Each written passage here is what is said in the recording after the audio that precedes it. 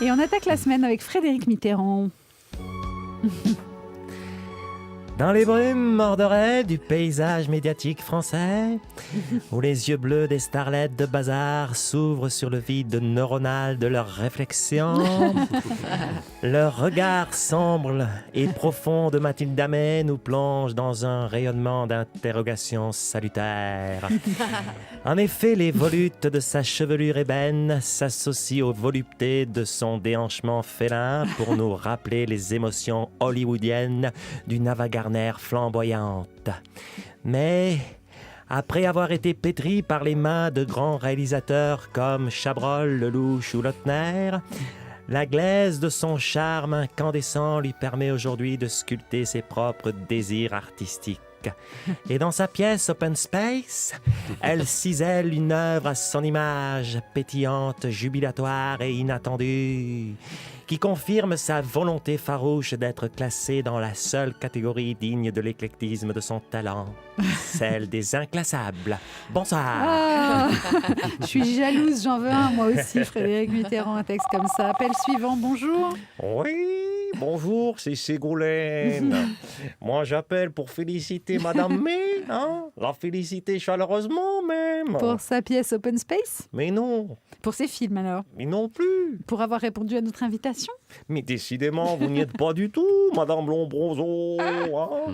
Je voulais la féliciter pour sa vision littéraire. Dans les colonnes de VSD, elle a quand même étrié avec talent le livre d'une certaine valérité. Hein? En le faisant passer directement de la catégorie témoignage à la catégorie déjection fielleuse d'une bête à cornes ménopausée. Hein? Et ça, c'est remarquable. Alors encore bravo, madame, et merci pour ce moment. Next, qui est à l'appareil, on vous écoute. Oui, bonjour à toutes, bonjour à tous, Jean-Luc Reichreich, Jean-Luc Madman, Jean-Luc Reichmann, oui, super, animateur, producteur et surtout comédien de talent. Tout comme vous, ma chère Mathilda. Je me serais fait un plaisir de venir applaudir si je ne triomphais pas moi-même chaque soir sur les planches. Les planches. Alors, pour me faire pardonner, voici tout de suite, et en toute humilité évidemment, la question con, la question vive, la question convive.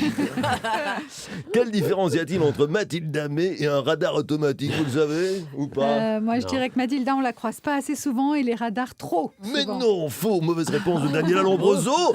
Broso, c'était pourtant simple. Un radar automatique vous flash, alors que Mathilde Amet, elle vous fait flasher. Ah, bah flasher. voilà. Vous allez la faire rougir, Jean-Luc.